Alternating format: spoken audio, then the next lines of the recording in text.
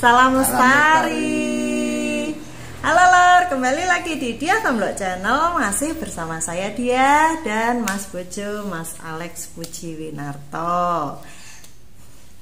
Nah ini kita masih Q&A Mas, karena memang pertanyaan dari sedulur semua itu banyak banget. Kemarin kita sudah dapat 33 pertanyaan, itu sudah kita bagi 3. Nah ini aku ngumpulin lagi tuh sebanyak 32. Belum yang katanya ada yang lewat WA nggih? Ada yang lewat WA langsung ke saya, itu nanti yang didulukan aja ya.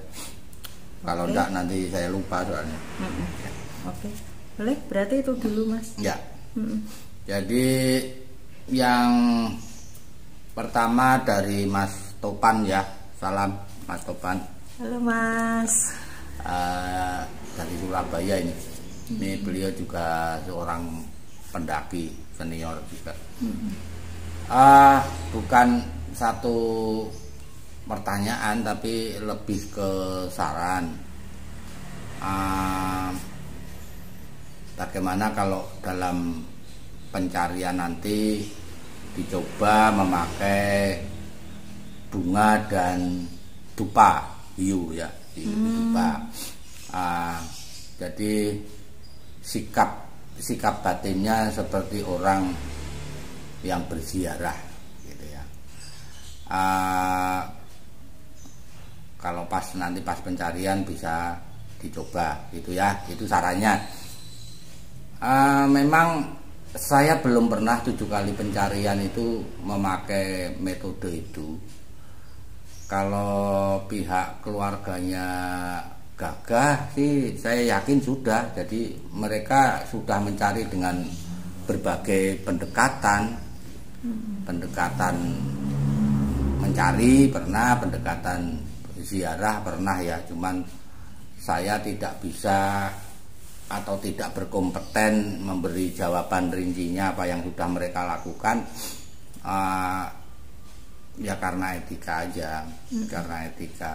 Tapi mereka bercerita sudah kehabisan dana dan cara ya, sudah dilakukan apapun, intinya begitu. Kalau saya sendiri belum. Jadi pencarian saya yang sampai 7 kali itu bahkan harus kucing-kucingan dengan petugas. Karena apa? Karena saya kan kena ban. Kalau sekarang itu ya kena cekal. Jadi setelah musibah itu saya dicekal, tidak bisa ke Slamet. Jadi yang pertama itu begitu saya ketahuan, jadi enggak sampai di pos perhutani, belum sampai di pos perhutani, baru makan di warung aja itu sudah ketahuan, oh itu Alek. Nah sudah dibawalah ke kantor perhutani, dari kantor perhutani dibawa ke polsek. Pada intinya saya disuruh pulang karena tidak boleh mendaki atau mencari lagi karena sudah dicari sekian kali. Jadi ditakutkan malah nanti saya nggak pulang lagi gitu ya. Situasi saya seperti itu, apalagi sambil bawa bunga dan dupa sudah tidak terpikir. Yang terpikir ya bagaimana saya mencari. Nah memang ada bedanya ya mencari dengan pendekatan search and rescue sama pendekatan ziarah itu beda. Kalau ziarah itu kan mendoakan sambil mencari petunjuk, diperkuat dengan bunga dan hiu. Nah itu beda. Kalau yang pertama itu adalah ketidakikhlasan. Jadi pencarian saya selama 7 kali itu memang kan ya meskipun saya doakan saya apa, tapi kan ada unsur nggak terima gitu loh. Jadi aku pokoknya harus bawa pulang sesuatu, harus menemukan. Jadi dari awal sudah ada bebannya. Ini lebih susah. Nah kalau yang diusulkan Mas Topan itu temanya ke sana, itu yang penting mendoakan. Nah syukur-syukur ada petunjuk. Nah ini mungkin saran yang bagus, akan kita coba ya. Untuk teman-teman yang menganggap bunga dan dupa itu sesuatu yang musyrik. Kalau saya tidak, saya punya pemahaman begini. Bunga dan dupa itu kan baunya wangi. Jadi itu semacam simbolisasi dari niat baik saya untuk selalu mengharumkan mereka, nama mereka. Gitu, nama sahabat-sahabat saya. Jadi saya tidak akan menceritakan aib mereka dan sebagainya bila ada. Padahal mereka nggak ada yang keburukannya selama hidup bersama saya nggak bisa menemukan. Itu soal-soal biasa lah, soal-soal biasa, jadi nggak punya aib gitu. Mas Topan, terima kasih. Kemudian yang kedua dari Mas Angga Kusuma, ini bertanya tentang apakah tidak tertutup kemungkinan yang bertemu dengan saya setelah saya meninggalkan jenazah Iqbal itu bukan gagah tetapi jin.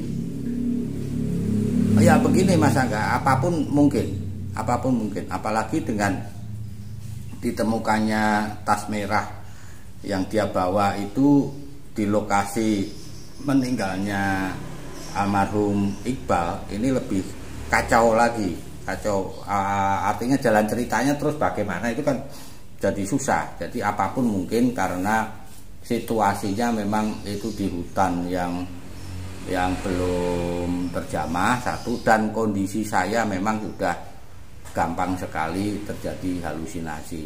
Nah, nanti kita bahas saja pada konten yang selanjutnya kalau sudah sampai di situ ya. Jadi yang saya lakukan hanyalah bercerita apa yang saya alami, dan saya tidak akan punya asumsi apapun. Jadi saya hanya memaparkan kejadiannya, meskipun itu sangat berisiko menimbulkan pertanyaan. Tapi kalau memang peristiwanya seperti itu, saya tidak berniat membuatnya sederhana. Ada beberapa teman yang dulu di awal-awal itu menyarankan agar cerita saya itu mbok dibuat yang masuk akal dan sebagaimana perlunya. Ya, saya nggak bisa. Meskipun dia bilang itu akan membuat kamu lebih sulit loh, karena kamu akan berhadapan dengan pertanyaan-pertanyaan. Saya merasa lebih suka kalau harus berhadapan dengan pertanyaan-pertanyaan itu daripada saya menyembunyikan sesuatu gitu ya. Jadi nanti kita akan bahas ketika kita sampai di konten itu. Gitu. Udah. Sekarang ke pertanyaan ketiga ya Mas. Dari Amir Fadli. Ya. Salam lestari Mas Alek, Mbak Dia. Salam lestari Mas. Tips dan trik dong Mas, agar daya ingat, pengalaman dan penyampaian berbicara kita bisa seperti Mas Alek. Jujur kami pengagum cerita-cerita Mas Alek yang selalu detail dalam berbicara, gampang dimengerti dan detail dalam mengingat waktu walau sudah puluhan tahun. Salam lestari, kami dari Cirebon. Terima kasih. Ya, salam lestari kembali. Kalau kita mau menceritakan sesuatu secara secara runtut dan detail, otomatis cerita itu harus membekas itu. Jadi semakin peristiwa itu menorehkan atau ditorehkan dengan dalam, maka pasti kita bisa mengingat itu. Nah, kebetulan peristiwa Gunung Slamet itu, kalau itu nggak cuman diguratkan Mas, kalau itu aku kayak dicapik-capik karena gini, seluruh apa yang aku percayai, seluruh yang aku bisa itu mentah semua di sana. Bahkan gampangannya begini, saya sudah mendaki banyak gunung dan beratus kali di luar Slamet ya. Tapi kalau itu diringkas, semua itu dijadikan satu, belum apa-apa dibanding yang hanya 14 hari di Slamet itu merubah seluruh hidup saya. Bagaimana saya tidak ingat gitu loh, karena saya kuliah gagal, salah satunya ya karena itu. Persepsi tentang cinta menjadi porak-poranda, saya harus membentuk lagi, oh cinta itu adalah seperti ini. Itu ya karena itu. Yang sederhana-sederhana saja, aku nggak bisa nyebrang jalan juga karena itu. Aku berkeringat pada saat temen sedang melakukan hajatan, itu juga karena itu. Jadi tiba-tiba merasa kayak panik, kayak bingung gitu, juga karena itu. Yang pertama itu, jadi peristiwanya itu sendiri harus tergurat cukup dalam sehingga kita bisa menceritakan dengan detail dan runtut. Yang kedua, barangkali ada pengaruhnya latihan konsentrasi. Jadi sebelum belajar meditasi pun, karena saya kan ikut teater, di sana ada latihan konsentrasi. Jadi caranya kita memandang satu titik, kita pandang sampai titik itu hilang. Intinya seperti itu. Jadi kita belajar fokus. Itu saya kira juga akan mempengaruhi, sehingga ketika kita menyampaikan itu ya kita fokus di situ gitu. Kadang-kadang kan ketika kita ngomong ada kelebatan pikiran yang wah ini menarik saya sampaikan. Tetapi kalau kita sampaikan itu ceritanya malah bisa melebar. Makanya kayak kemarin kan kadang-kadang apa saya sudah menjawab pertanyaannya kan gitu. Itu karena ada improvisasi itu, ada lintasan-lintasan pemikiran yang kayaknya menarik disampaikan. Padahal nanti kalau kita sampaikan baliknya jadi agak susah atau kita lupa untuk kembali gitu. Saya kira itu yang bisa saya sarankan, karena ya memang itu yang terjadi pada diri saya. Mungkin juga, tapi sekarang sudah enggak sih.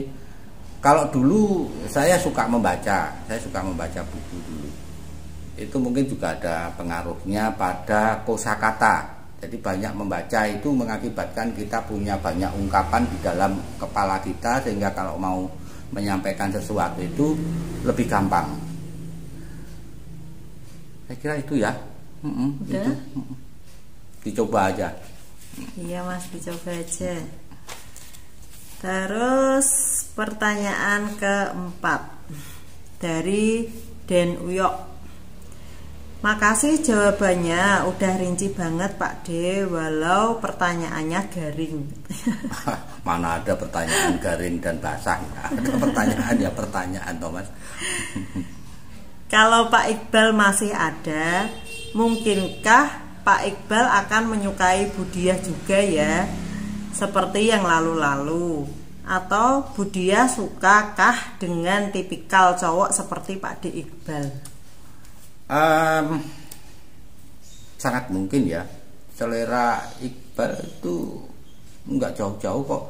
Jadi aneh, setiap kali saya jatuh cinta ternyata dia juga jatuh cinta pada perempuannya sama. Iya, pada sisi yang berbeda gitu loh. Artinya karakter Iqbal sama karakter saya itu sangat berbeda. Katakanlah bertentangan dari sisi spiritual, kemudian prinsip-prinsip itu bertentangan, tapi kami bisa klop.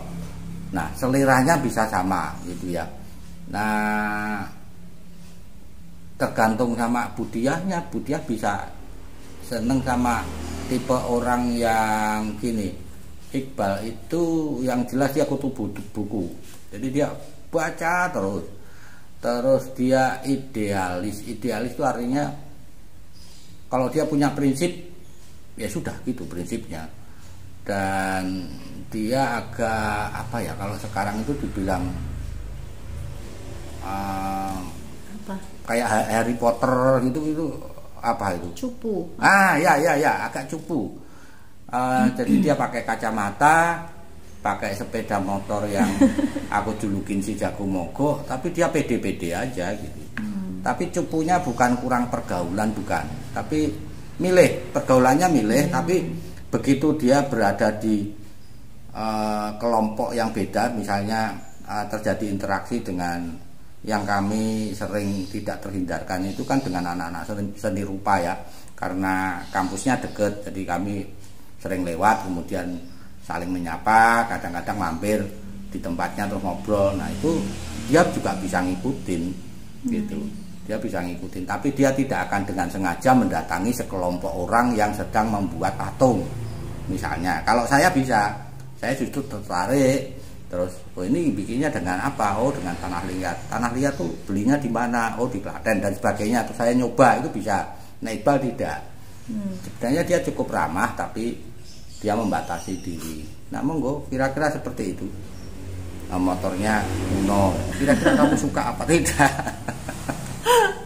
Kalau saya sendiri, jadi saya tuh tidak pernah ada tipe-tipe khusus kalau laki-laki gitu ya, karena kalau mencintai itu kan tidak karena apa dan kenapa kan gitu.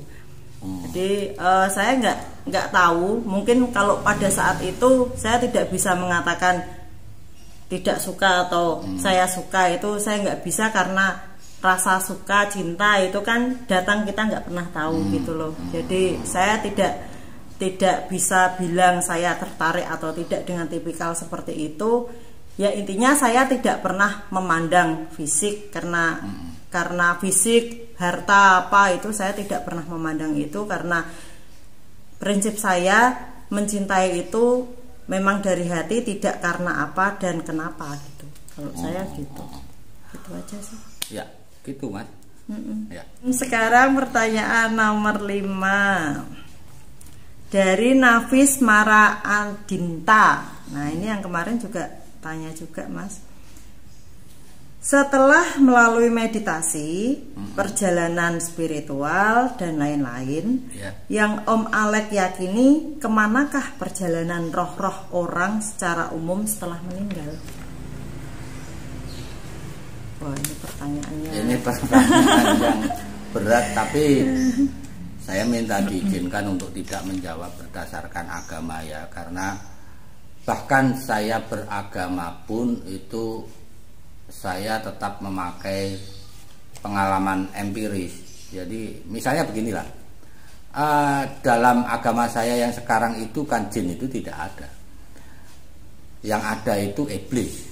Jadi apapun itu manifestasi dari iblis, dan iblis sendiri tidak selalu tidak selalu berbentuk ya. Jadi misalnya godaan yang ada di dalam hati yaitu iblis. Terus nampak ada sesuatu yang menghantui, yang membuat kita takut, lari terbirit-birit, ya itu juga iblis itu ya. Saya tidak bisa begitu. Karena apa? Karena pengalaman empiris saya itu menunjukkan ada yang namanya jin gitu. Nah yang saya ketahui itu alam setelah kematian itu tidak satu loh. Jadi itu sebuah perjalanan panjang. Saya itu baru sampai pada semacam sabana. Jadi ini terjadi saat kamu pernah bikin kontennya iya, loh ya. Nanti saya tulis di deskripsi pada saat lagi. Mati suri. Jadi setelah kita pertama masuk lorong, jadi kita itu seperti pergi dulu dari badan gitu ya. Kita bisa lihat badan, wah itu aku itu, loh kok bisa di situ ya. Tapi kita nggak bisa menghindar untuk melangkah pergi. Jadi tidak ada keinginan untuk balik gitu, nggak ada. Ini otomatis kayak kena magnet. Lalu kita seperti masuk lorong, lorongnya panjang, tapi kita tahu di ujung sana itu ada sinar gitu ya. Gitu. Nah nanti begitu keluar, yang tampak itu seperti padang rumput yang sangat luas, kayak nggak ada batasnya. Nah di situ ada beberapa orang juga yang berjalan ke arah yang sama. Jadi tidak ada yang misalnya duduk termenung gitu, berhenti gitu, nggak ada. Nah ketika sampai di padang itu, kita kayak diputerin slide atau film tentang dulu kita itu seperti apa, itu ceret gitu ya.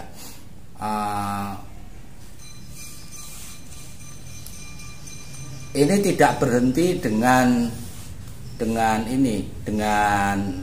waktu kita meninggalkan itu terus filmnya berhenti, tidak. Tapi pada saya itu berjalan terus, mestinya begini, paham maksudnya. Dengan begitu kita tahu oh terjadi kesalahan gitu loh. Jadi misalnya apa ya, saya pernah menipu seseorang misalnya ya, itu nanti di film kelihatan. Andai kata saya tidak menipu dia, itu begini. Sebaliknya juga, saya pernah menolong seseorang, kalau tidak saya tolong orangnya begini, itu kelihatan semua. Jadi kayak film yang bercabang-cabang, tapi kita paham. Dan kita paham bahwa terjadi beberapa kekeliruan. Nah, ini sambil jalan menuju ke suatu tempat. Situasinya di situ itu damai dan ada pengelompokan, Mas. Jadi kelompok ini misalnya satu kelompok ini orang yang punya agama apa gitu. Di sana juga saya lihat oh itu agamanya beda. Itu otomatis. Jadi saya tidak perlu melihat mana ya yang seagama sama aku, enggak. Tapi otomatis kita enggak terhindarkan tuh berada di situ gitu ya. Jadi ada kelompok-kelompok. Kita masing-masing masih berjalan pelan-pelan ya menuju ke cahaya. Cahaya ini seperti magnet. Jadi kita seperti menuju ke rasa nyaman, menuju ke rasa damai. Tidak terhindarkan kita ke sana gitu. Nah, baru sampai pada tahap itu saya disuruh pulang untuk memperbaiki hal yang dianggap salah itu. Jadi saya tidak tahu habis itu fasenya apalagi, saya nggak tahu gitu. Pertanyaan ke 6 dari Ninyoman Aryani. Budia minta dengar cerita pengalaman Pak Alek mendaki ke Argopuro. Terima kasih. Ya, kemarin juga ada yang minta ya. Jadi tergantung yang punya channel dong, kapan mau ini bikin. Saya sih siap-siap aja. Ya, ditunggu Mbak. Soalnya ini masih nyelesain beberapa pertanyaan karena kemarin tuh juga ada yang bilang jangan pertanyaan ini aja yang dijawab gitu, yang lain antre gitu. Jadi ini sementara kita masih Q&A dulu, setelah itu kita complete story-nya kita lanjutkan dulu gitu. Jadi takutnya kalau emosionalnya Mas Alek itu kan nggak bisa ditebak. Kalau sudah mengingat complete story gitu, nanti kalau masuk ke Argopuro gitu juga moodnya mungkin nanti nggak dapet gitu, malah nanti nggak bagus, mengecewakan sedulur semua gitu ya Mas. Ya boleh. Ini masih ada satu yang ini sih, yang secara emosional juga agak rawan, yaitu ketemu Gagah itu juga. Tapi kalau sudah fase itu, kalau kita mau bicara soal bagaimana saya menjadi bagian dari hutan, hidup di antara harimau, masuk ke desa gaib, itu malah tidak terlalu ini. Saya tidak terlalu emosional ya, tidak menimbulkan kesedihan intinya gitu. Oke, dilanjut Mas, pertanyaan ke-7 dari Mama Nita. Salam Lestari, Budia dan Pak D. Alek. Salam Lestari. Saya penonton setia di True Complete Story-nya Pak D. Alek. Saya merasa ini kisah hidup yang paling berkesan yang pernah saya dengar selama saya hidup. Salut buat Pak D. Alek yang masih kuat menjalani hidup dengan baik. Saya kali ini mau bertanya. Semoga pertanyaan saya berkenan untuk dijawab oleh Pak D. Alek. Bagaimana hubungan Pak D. Alek dengan keluarganya Pak Iqbal sekarang? apakah mereka sempat menyalahkan Pak D. Alek karena kejadian tersebut dan karena kebetulan hanya Pak D. Alek yang selamat. Matur nuwun sebelumnya, salam kagum dari Jogja. Ya, salam kembali. Kalau soal hubungan saya dengan keluarga almarhum Iqbal sampai sekarang sebenarnya masih terjaga. Cuman intensitasnya itu yang tidak bisa serapat dulu lagi. Karena apa? Karena keluarga almarhum itu masih sangat sedih, sehingga kan tidak terhindarkan dengan keberadaan saya, pasti ingat gitu loh ya. Dan emaknya Iqbal itu sudah gerah, sudah sepuh, saya harus menjaga itu. Jadi kalau mau ke sana ya saya harus koordinasi dulu, kira-kira kalau saya ke sana bagaimana. Tapi pada prinsipnya bagus, cuman mereka minta untuk kayak foto-foto itu tidak dipublish, foto-foto keluarga itu tidak kita publish. Jadi saya tidak bisa membuktikan pada sedulur semua ini loh fotonya ada, tidak bisa gitu ya. Kalau soal pernahkah menyalahkan saya, kalau arti menyalahkan itu seperti menuntut atau apa ya, menjustifikasi kamu salah, itu tidak. Tapi kecewa ya. Dan itu yang membuat saya sempat lama sekali, puluhan tahun tidak bersilaturahmi ke sana, itu karena itu. Jadi persoalannya kan begini, saya harus menjelaskan satu peristiwa yang terjadi di hutan rimba, di mana sendirian saja itu susah untuk bergerak, susah untuk berjalan, susah untuk menemukan desa. Jadi orang tidak bisa berjalan, bisanya merangkak, merayap, seperti itu. Nah, tetapi apa yang dikecewakan emaknya almarhum ya waktu itu, saya sangat paham. Jadi yang dia kecewakan itu kan cuman begini, kenapa sih jenazahnya tidak dibawa pulang?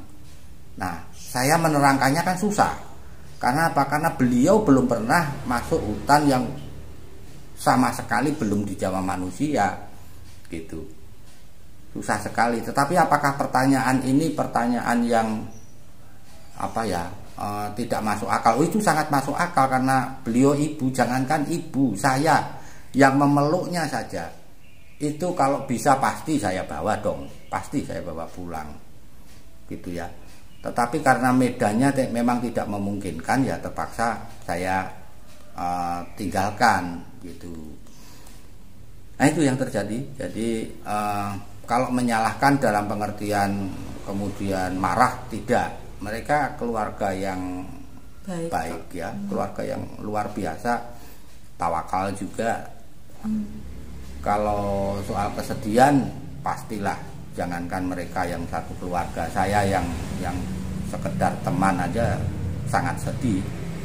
Jadi wajar-wajar aja, dan kalau ada yang menonton saya ucapkan salam, kita saling mendoakan. Oke. Maaf ya Lur, kalau ada suara bakso lewat, motor-motor, karena kita belum punya studio untuk pengambilan gambar ya Mas. Jadi masih di ruang tamu. Oke, pertanyaan ke-8 dari Petopis Peto.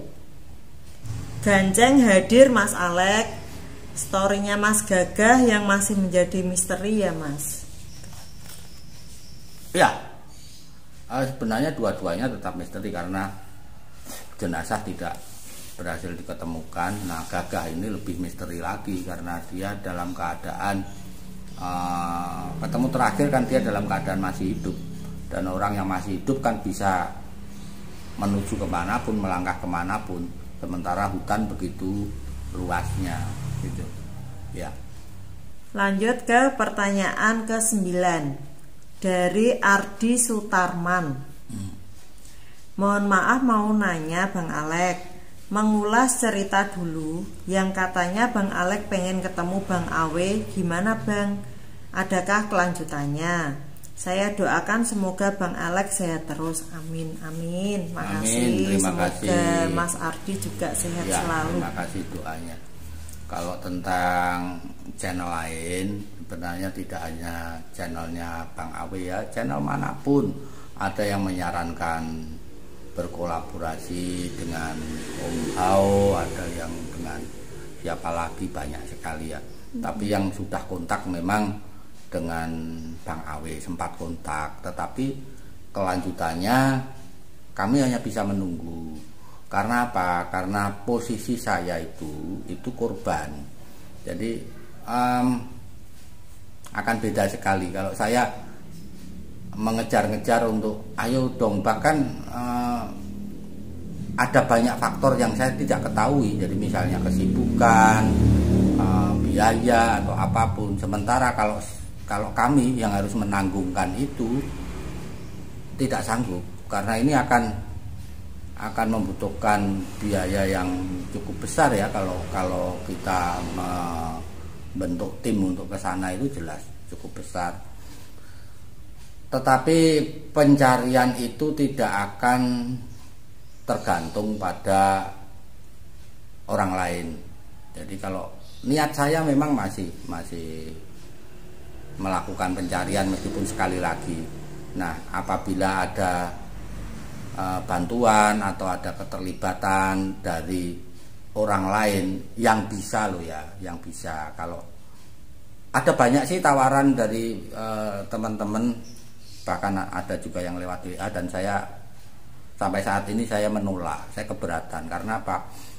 Saya tahu betul lokasinya, saya tahu berdasarkan pengalaman apa saja yang harus dihadapi, dan akan menjadi semakin gak karu-karuan saya kalau mengadakan pencarian melibatkan orang, nah terjadi sesuatu pada orang itu terus saya gimana, kan gitu. Dulu waktu istri sempat mau hilang di Arjuna aja saya sudah belingsatan gak karuan, sudah panik saya. Karena apa? Karena stigma itu, stempel bahwa saya pernah kehilangan 2 teman itu kan tetap menempel sampai sekarang. Mungkin orang tidak menyalahkan, tetapi diri saya itu tetap menyalahkan diri saya sendiri. Jadi selalu ada apa yang saya lakukan itu memang sudah tepat ya, apa terjadi kekeliruan, terus di mana ya kekeliruannya, itu sampai sekarang masih saya cari. Jadi bukan hanya dengan channelnya Bang Awe, tapi dengan channel yang lain pun apabila bersedia untuk membantu, kami terbuka, tapi kami hanya bisa menunggu gitu.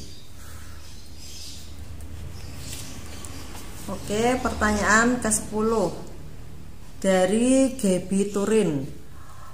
Mohon maaf Pak Alek mau tanya, apakah setelah bisa bermeditasi dan puasa 40 hari, Pak Alek masih tidak bisa menghilangkan kesedihan trauma Gunung Slamet itu? Tolong dijawab ya Pak.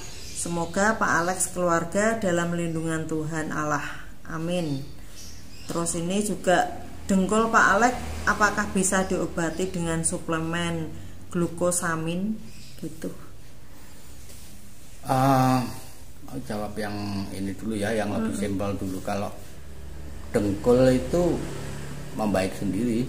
Jadi di awal-awal saya kembali mendaki itu memang salah satu problemnya dengkul, dan itu kayaknya saya hanya makan apa ya, kolang kaling, terus gulai kaki kambing itu pendakian berikutnya dengkul relatif tidak bermasalah ya, tapi yang bermasalah nafas karena rokok. Kemudian yang belakangan ini sampai sekarang belum sembuh itu pinggang ketarik. Nah itu sampai sekarang. Tadi waktu saya jalan ke kamar mandi juga kerasa banget, wah ini kalau begini ini apa masih bisa dipakai naik gunung ini. Nah seperti itu ya, saya pasrah aja. Kalau memang masih bisa jalan ya saya jalan, kalau nggak bisa jalan ya nanti minta gendong sama istri toh itu. Kemudian apa tadi pertanyaan yang pertama itu? Setelah meditasi, setelah latihan meditasi dan bukan puasa itu bertapa. Jadi kalau puasa kan di rumah, ini bertapa di puncaknya Lawu sana 40 hari. Bermeditasi itu sebenarnya untuk menghilangkan ininya, stresnya. Jadi yang hilang itu kayak, jadi misalnya waktu hujan saya bisa pergi sendiri, terus pergi ke pinggir sungai yang banyak alang-alangnya saya tebasin. Jadi perilaku depresif itu hilang dengan meditasi ya. Tetapi kesedihannya tidak bisa hilang, karena apa kita bisa lari dari sebuah kenangan? Kan tidak bisa, tidak mungkin. Jadi efek-efek itu yang efek-efek negatif itu yang hilang, tapi kalau kepedihannya masih, intinya seperti itu. Nah, yang kedua tadi bertapanya, bertapa 40 hari itu dulu tidak ditujukan untuk menghilangkan kesedihan. Jadi pada waktu itu saya kena masalah karena suatu sebab saya menanggung, harusnya tidak menanggung tapi dianggap oleh orang-orang itu punya hutang yang ditagih itu sebesar, setelah saya kehilangan semuanya ya, jadi saya sudah kehilangan apapun yang saya miliki termasuk meja, kursi, piring dan sebagainya, TV, kita sudah nggak punya apa-apa, itu masih 135 juta. Nah saya nggak tahu ini harus dengan cara apa.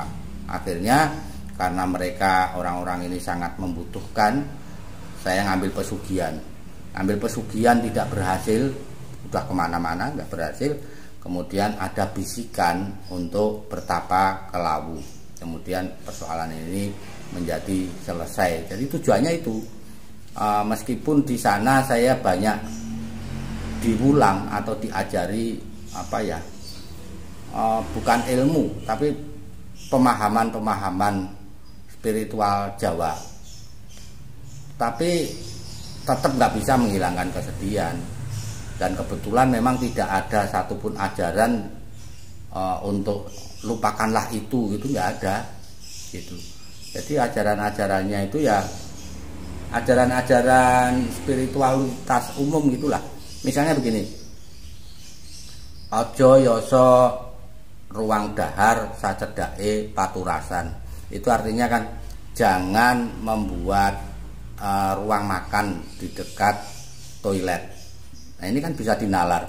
Coba bayangin kalau orang makan di dekatnya ada toilet, itu kan selera makan bisa hilang.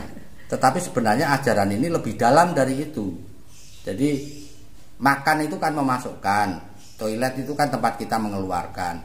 Jadi kalau kita memberikan seseorang, memberi sesuatu, jangan berharap untuk diberi, jangan mengharap imbalan gitu. Jadi ajaran-ajarannya seperti itu. Tidak ada ajaran yang berbunyi lalekno sing marake kowe sedih, itu tidak ada.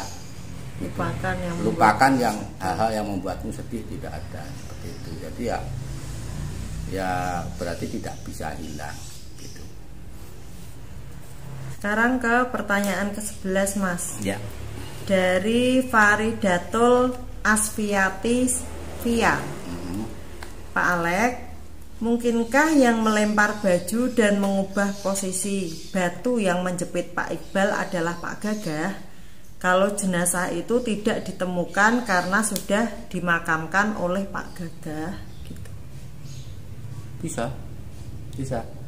Dan kemungkinan ini juga mencuat ketika kami bersilaturahmi ke Aji Barang ya, bersama keluarganya Mas Gagah. Kalau ada yang menonton, salam. Bentar ya. Jadi karena keislaman saya pada waktu itu masih sangat kulit, meskipun Iqbal dan juga Gagah itu sudah banyak memberi pemahaman-pemahaman, toh dalam waktu beberapa hari tidak mungkin saya paham semua hal, termasuk perlakuan terhadap jenazah. Dan karena Gagah itu punya background keislaman yang kuat dari keluarga, dari pihak keluarganya, maka ada kemungkinan Gagah pulang itu salah satu motivasinya adalah untuk menyempurnakan jenazahnya Iqbal. Sangat mungkin. Karena apa? Harus diingat bahwa sejak awal Gagah ini pengennya mati bersama saja tiga orang ini, gitu kan. Yang kedua,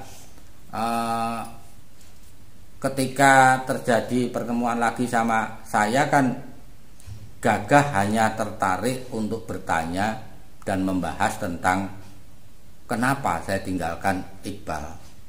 Nah, ketika saya jawab Iqbal sudah meninggal, dia sudah tidak mau komunikasi lagi, seperti orang yang motong. Tahu motong ya? Ngambek ya, seperti orang yang ngambek, seperti orang yang kecewa. Kenapa ditinggal gitu loh? Kenapa ditinggal? Dia tidak mau tahu bahwa ditinggal itu karena si Iqbal sudah meninggal, dan saya karena sudah meninggal saya harus turun untuk bagaimana yang terjadi dengan Gagah, kenapa bantuan tidak datang. Satu itu. Yang kedua, secepatnya berusaha supaya jenazah ini bisa diturunkan, kan begitu. Dia nggak mau tahu itu kayaknya. Jadi kenapa kok saya tinggalkan, itu loh, intinya seperti itu. Jadi dengan bukti bahwa tas ada di sana, itu kan berarti dengan entah dengan apapun, cara apapun ya, itu dia bisa sampai ke sana. Kemudian kalau yang angkat manusia, batu itu bisa, tapi kalau diangkat oleh anjing atau apa nggak bisa itu.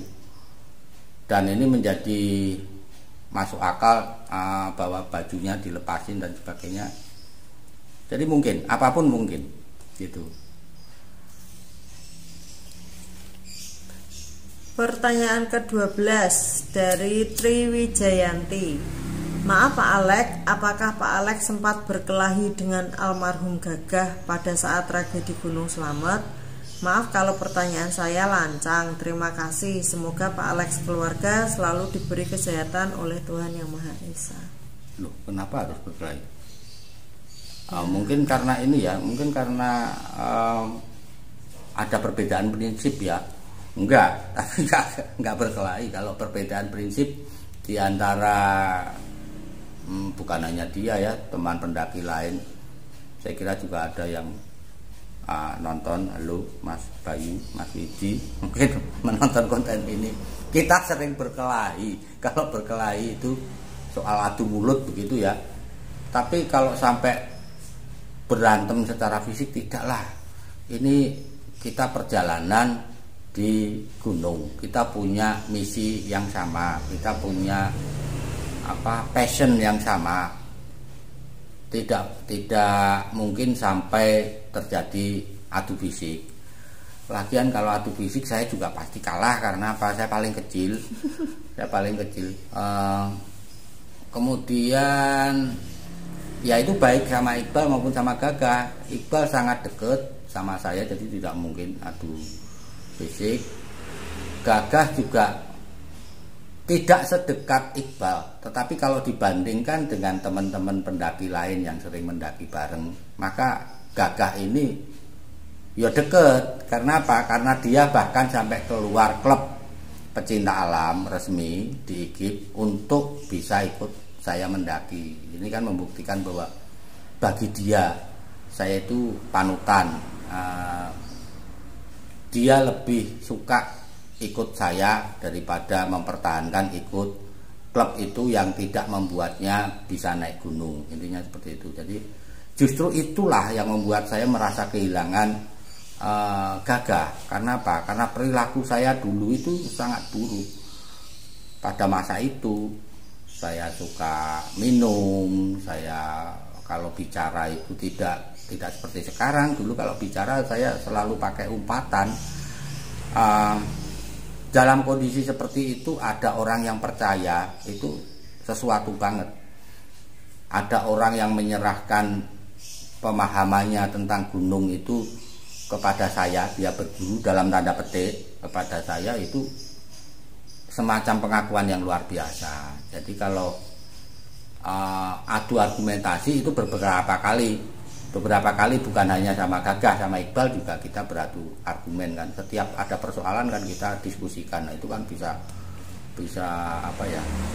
Tapi juga tidak sampai, kalau bahasa Jawa pertentangan itu nggak sampai ngotot-ngototan kok.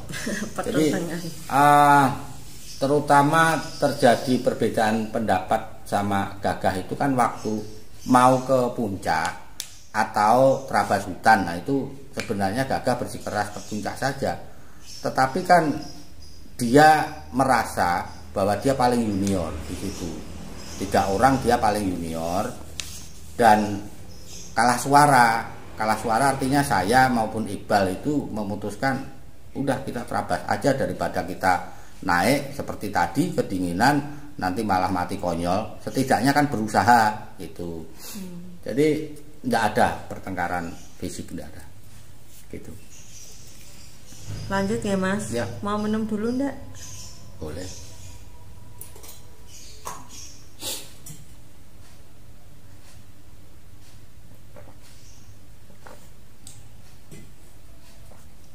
Kurang manis tapi gampang yang lihat kamu juga. Kopinya kurang manis. Jadi saya emang sengaja nggak dibikinin yang manis-manis kok. Oh gitu. Banyakan gula nanti diabetes. Pertanyaan ke-13 dari Fit Junior. Pak Alex, saya mau tanya, dari penjabaran cerita mengenai desa gaib dan usaha Pak Alex mencari jawaban melalui meditasi, apakah didapatkan jawaban bahwa almarhum Gagah pergi kembali ke tempat di mana almarhum Iqbal berada sambil memporak-porandakan susunan baju dan batu yang mengganjal tubuh almarhum Iqbal karena kesal dengan Pak Alex yang meninggalkan almarhum Iqbal? Kemudian apakah almarhum Gagah dan almarhum Iqbal masuk juga ke desa gaib kemudian memakan makanan di sana sehingga mereka tidak bisa ditemukan? Mengingat almarhum Gagah tidak bisa makan dedaunan. Ini maksudnya berarti Mas Gagah ya, bukan Mas Iqbal ya? Ya satu-satu. Yang pertama Pak, mungkinkah melalui meditasi itu ada jawaban kalau karena jenengan meninggalkan Mas Iqbal, jenazahnya Mas Iqbal, dia marah terus ke sana, terus itu diporak-porandakan, kan jenengan kemarin kan ya. menceritakan itu. Secara meditatif tidak. Jadi meditasi saya jawabannya tidak seperti itu. Tapi seperti apa ini nanti, ini belum selesai gitu loh. Jadi kami akan lakukan sekali lagi untuk menyimpulkan. Kalau sampai 8 kali seperti itu selama bertahun-tahun, ya berarti memang asumsi saya menjadi seperti itu. Tetapi kalau berdasarkan fakta yang ketemu di lapangan dalam hal ini adalah adanya tas yang dibawa pergi Gagah ditemukan di lokasi Iqbal, berarti kan ada gelagat si Gagah sampai lagi ke situ ya, berarti dan ditambah juga dengan ketika kami bersilaturahmi ke keluarga Gagah kan kita membahas tentang kepribadiannya Gagah itu kayak apa, prinsip-prinsip keagamaannya seperti apa. Jadi sangat dimungkinkan Gagah itu pulang karena kecewa atau tidak puas gitu ya terhadap perlakuan saya terhadap jenazah Iqbal, karena keislaman saya waktu itu kan masih sangat kulit, jadi saya belum tahu bagaimana sebenarnya seharusnya memperlakukan jenazah ya.